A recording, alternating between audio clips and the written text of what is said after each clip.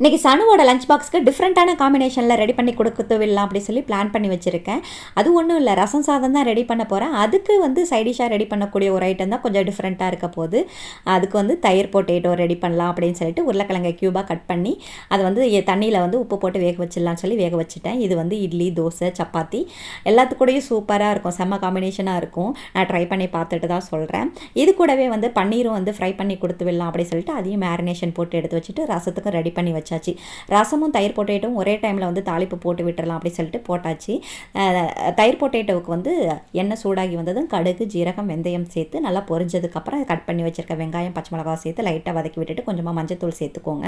இதோட பச்சை வாசனை போனதுக்கப்புறம் வேக வச்சு வச்சிருக்க உருளைக்கிழங்கையும் சேர்த்து காரத்துக்காக மிளகாத்தூள், உப்பு எல்லாம் சேர்த்து நல்லா மிக்ஸ் பண்ணி விட்டுட்டு நம்ம தயிரை லைட்டாக அடித்து இதில் சேர்த்துட்டு பபுள் வரும்ல, அந்த டைமில் திரும்பி தயிரை அடித்து அது கூட சேர்த்து இறக்குனீங்கன்னா செம்ம டேஸ்ட்டாக இருக்கும். வேணால் ட்ரை பண்ணி பாருங்கள்.